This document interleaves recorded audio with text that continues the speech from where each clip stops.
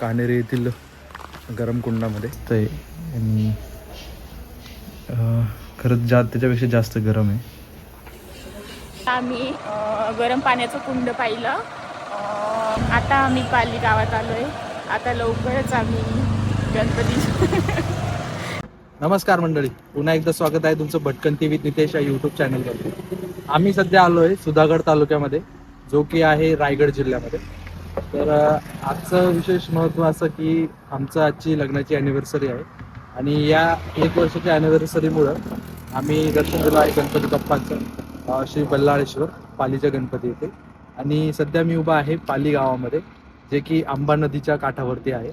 आम्ही येताना आपल्याला 2 रूट लागतात, म्हणजे 2 रूट मार्गे तुम्ही येऊ शकता. आम्ही चूज केला आहे तो मुंबई गोवा हायवे मार्गे, म्हणजे ट्रेनवरून आम्ही आलोय.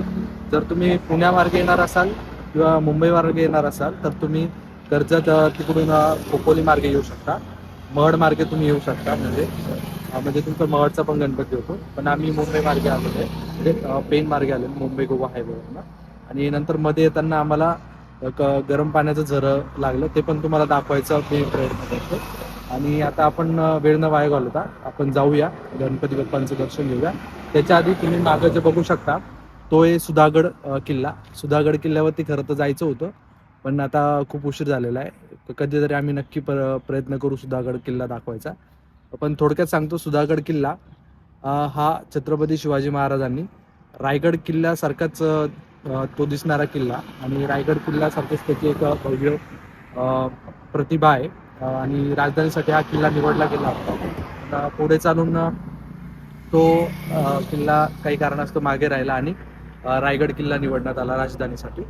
तर त्याची पूर्ण डिटेल माहिती मी तुम्हाला किल्ल्यावरती गेल्यावरती दाखवेन. पण तुर्तास आपण आज पालीचा गणपती बघूया. आणि आज दुसरं एक विशेष महत्त्व म्हणजे की आमचे जे काही असिस्टंट आहे सोनू मॅडम, यांनी सुद्धा यूट्यूबचा चॅनल चालू करायचा निर्णय घेतलेला आहे. आणि त्यांचं चॅनलचं नाव ते लवकरच जाहीर करतील आणि त्या पण व्हिडिओ आजपासून टाकायला सुरुवात करणार आहे. तर त्यांच्या चॅनलला सुद्धा सबस्क्राईब करून सपोर्ट करा आणि हा व्हिडिओ जास्तीत जास्त लोकांना शेअर करा. तर चला जाऊया.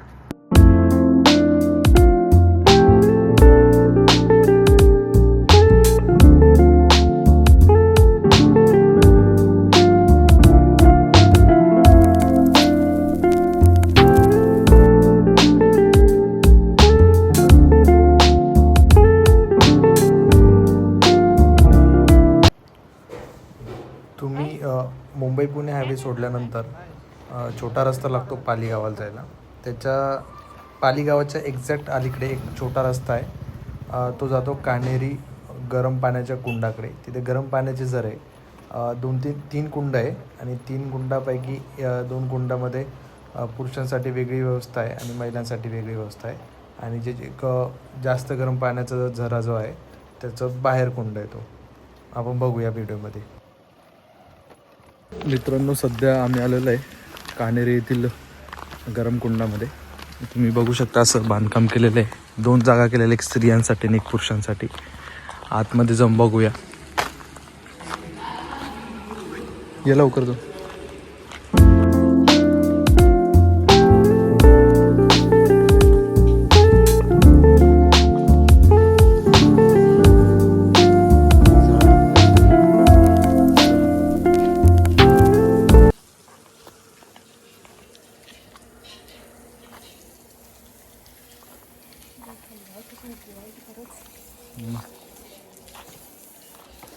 मित्रांनो, हे बघा, ह्या इथं पाणी तुम्हाला दिसत नाही, इथं उकळतं पाणी येते वरती खालून.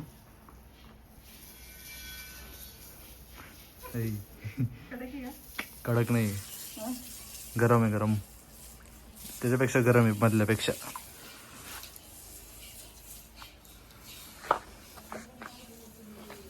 हाय गाईज, आता आम्ही गरम पाण्याचं कुंड पाहिलं. काहीतरी नवीन पाहिलं, कारण की मला माहीत नव्हतं. यांनी काही अभ्यासामध्ये वाचलेलं होतं, त्याच्यामुळे यांना माहीत होतं. त्याच्यामुळे ते आपण ते गरम पाण्याचं कुंड पाहू, म्हणून मग नंतर पालीचं गणपती पाहू. मस्त होतं ते गरम पाण्याचं कुंड. खरंच ते पाणी उकळत होतं त्यामध्ये आणि गरम पण होतं. ते बघितलं आणि नंतर आम्ही आता चाललो आहे पालीचा गणपती बघायला. बघूया आता पालीचा गणपती पुढे. मंदिर कुठे आहे? गणपती बाप्पाचं मंदिर कुठे जायचं? अरे इथं आहे.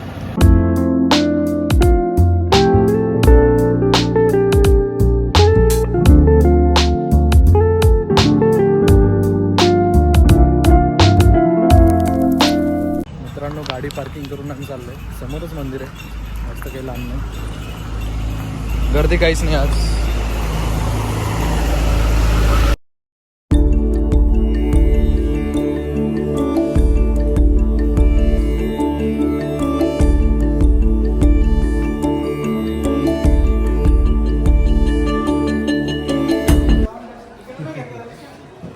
घेतला का? आला का? बोल ना घरी. बोल घेते. आता आम्ही पालीच्या गणपतीचं आम्ही आता फुलं घेतलोय. आता मंदिरात जाऊ. चला.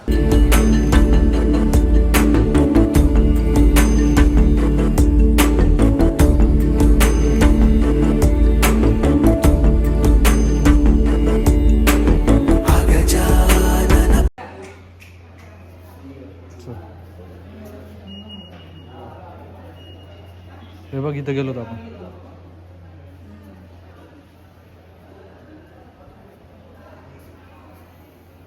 इथं पण गेलो होतो आपण येताना बघ.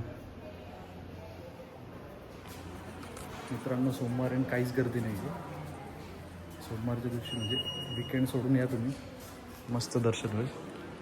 इथून मला वाटतं कॅमेरा चालणार नाही.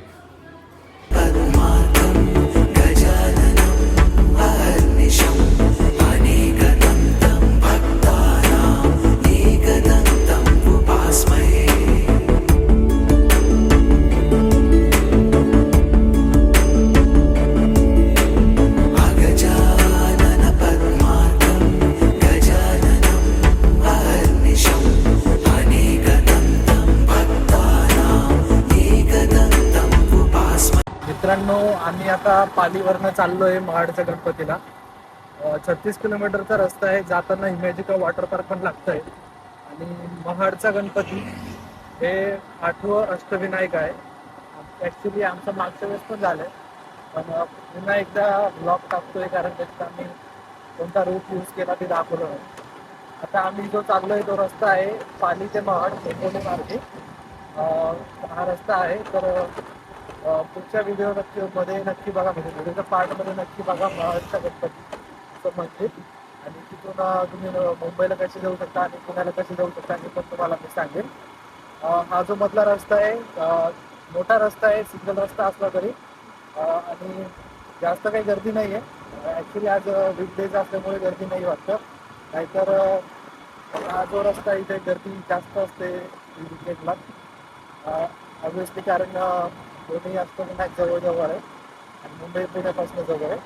तर हा जो रस्ता आहे हा नक्कीच एक सिनिक व्ह्यू असू शकतो, म्हणजे असेलच पावसाळ्यामध्ये, कारण दोन्ही साईडला डोंगर रांगा आहेत आणि बाजूला भाताची शेती, कुठे कुठे नदी आणि पाण्याचे छोटे छोटे तळे दिसत आहेत. आणि साईडला आंब्याची झाडे आणि नारळाची झाडं सुद्धा आहेत. जरी आता असं वेगळं उन्हाळ्यासारखं वातावरण असलं तरी पावसाळ्यामध्ये ही जागा नक्कीच एक निसर्ग सौंदर्य उठून दिसत असेल याची गॅरंटी आहे. आणि रस्त्यातून जाताना तुम्हाला कोकणातली जे कौलारू घर आहेत ते पण दिसेल. तुम्हाला दाखवतो व्हिडिओमध्ये पुढे. मित्रांनो पालीला यायचं कसं, तर पनवेलपासून बस पकडू शकता तुम्ही आपली लालपरी, इथे रेग्युलर आहे. आणि जर तुम्ही पुण्यामार्गे यायचं असेल तर तुम्ही तिकडून पण लालपरीने येऊ शकता. नाहीतर जवळचं स्टेशन आहे मला वाटतं पेनचं स्टेशन आहे. आणि त्याच्यानंतर बेस्ट वे तुम्ही तुमच्या बाईकने किंवा प्रायव्हेट गाडी करून येऊ शकता, कारण इकडे बसची मला वाटतं खूप मोठी म्हणजे वेटिंग पिरियड आहे. सो बेस्ट वे तुम्ही प्रायव्हेट गाडीने या आणि नक्की पालीला व्हिजिट द्या. आणि पालीला आल्यानंतर तुम्ही सुधागडला सुद्धा जा. सुधागडचा किल्ला सुद्धा खूप छान आहे आणि सकाळी सकाळी जा, मस्त धुक्यामध्ये तुम्हाला किल्ला पण बघता येईल. मित्रांनो आजचा व्हिडिओ कसा वाटला ते नक्की सांगा. महाडला जायचं होतं पण आम्हाला तिकडेच उशीर लागला. आणि सोनूचं पण व्हिडिओचं एंडिंग मीच करणार आहे कारण ती आता थकलेली जास्त. हा व्हिडिओ जास्तीत जास्त लोकांपर्यंत पोहोचवा आणि लवकरच आपण पुढच्या व्हिडिओमध्ये लवकर भेटूया. आणि तोपर्यंत बाय बाय.